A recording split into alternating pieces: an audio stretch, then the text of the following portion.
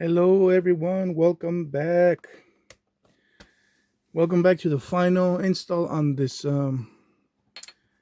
F-15 group build for 2025. Yeah, as you can see, it's overdue. But with work and all that stuff, excuse me, time was just a pain in the butt to get this finished on time. And not only that, but the decals were, oh gosh, a lot of them, way too many. But I think it came out pretty good. I mean, I've obviously used some more practice with bigger sheets of decals, as there are some wrinkles in some areas, but not too bad. Um, yeah, so it's finally done. As you can see, I think it looks pretty cool. Um, some areas I probably could have done better.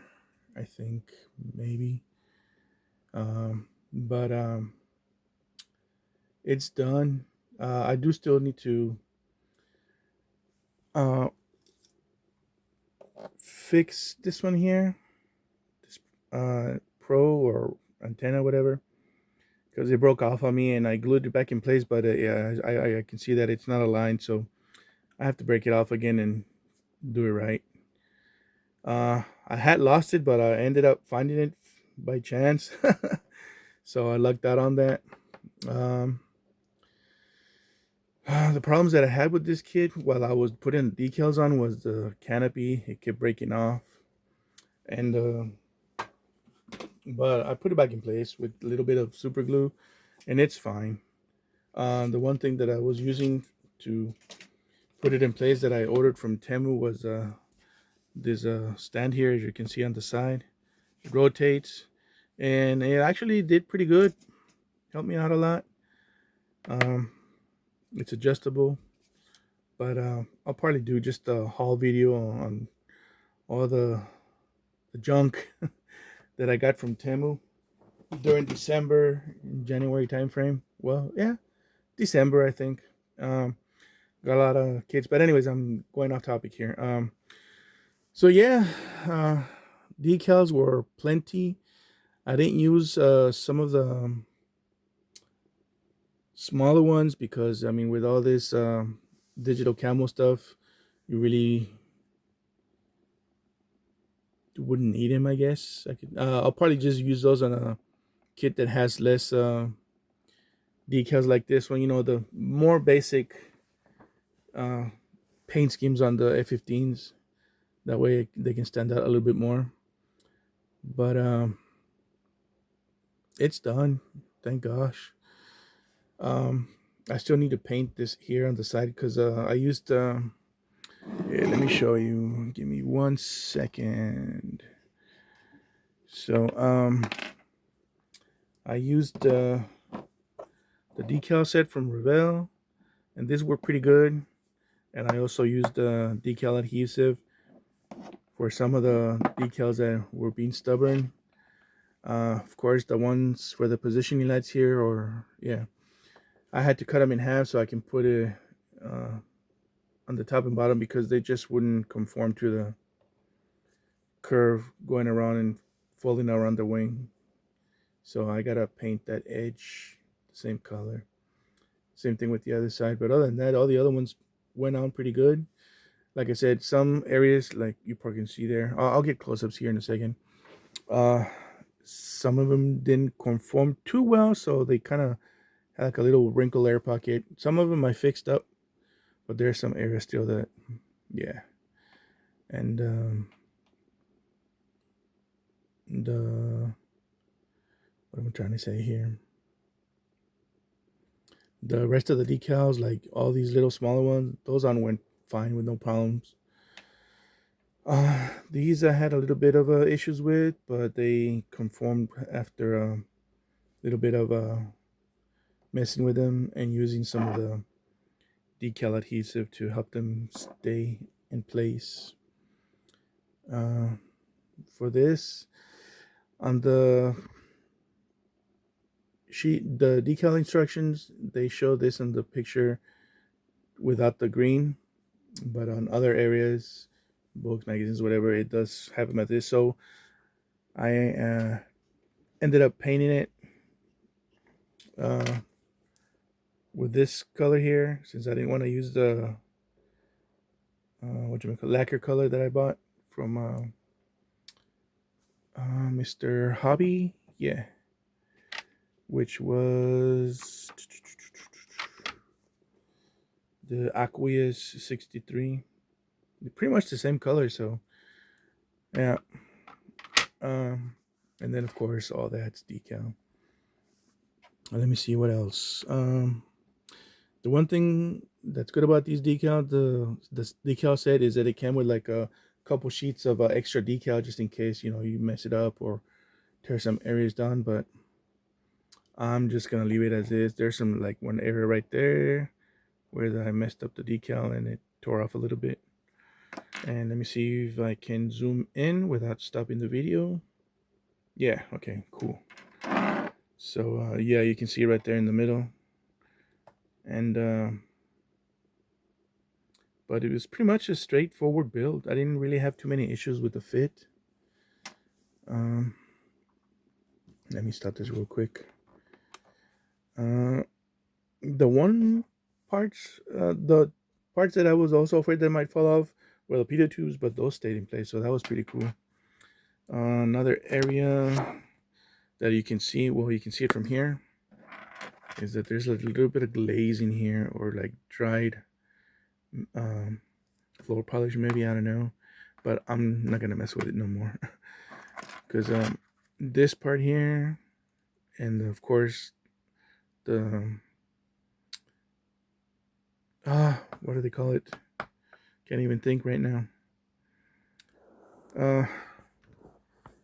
This thing that holds it, the actuator. Jesus, that broke off where the white meets the gray, so it was an easy joint to reattach because it kind of like left like a little bit of a hole on this part in the middle, and then the male point stayed on here, like a little piece of needle. So you just like put it back together and it worked fine. So yeah, let me pick this up real quick. I did glue the engines first with just the regular glue, but they kept coming off. So I ended up super gluing them. Okay, it's supposed to turn the other way. Oh, okay, faster speed. Never mind.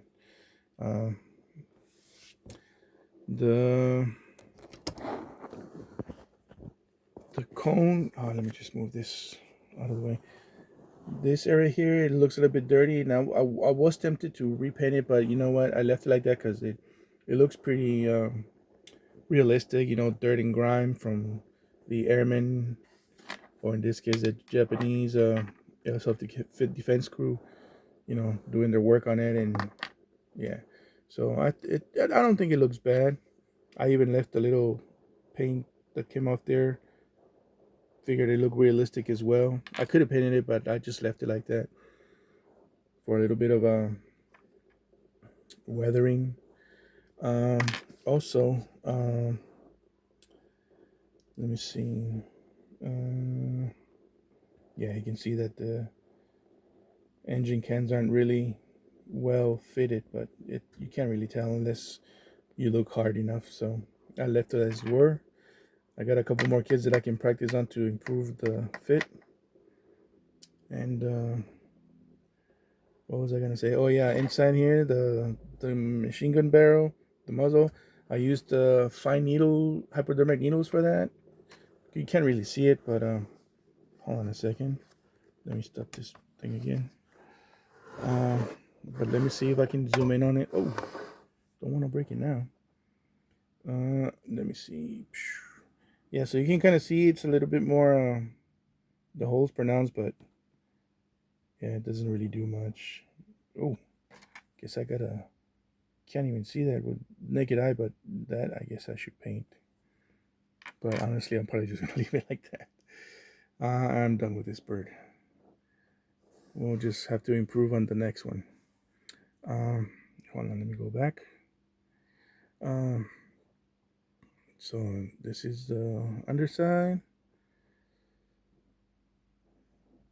Pretty standard. The DXM decals actually had decals for the fuel tanks for two of them, but I just used one. And then, of course, I added some decals so it wouldn't look so boring. And I can't remember if I told you all on the previous video, but one of the uh, engine blades, the piece that it goes in here, fell off while I was, before the paint. Oh, but I got lucky and managed to get it back in there from the back. But it was something else. I was like, more problems, but I ended up correcting it with a little bit of patience. So yeah, that's my entry into the 2025 F-15 group build. Took me longer than I needed. There were times where I could have finished it, but I was also working on other kits as well, so I didn't want to burn myself out with this one. But there you go, it's done. I think it looks pretty cool. And on to the next build. I still have that German tank that I need to finish up. But thanks for watching. I hope I didn't get too much on your nerves with this video with my rambling and whatnot, but just wanted to show you what the end product is for this build. Alrighty, on to the next build. Bye bye. Thanks for watching.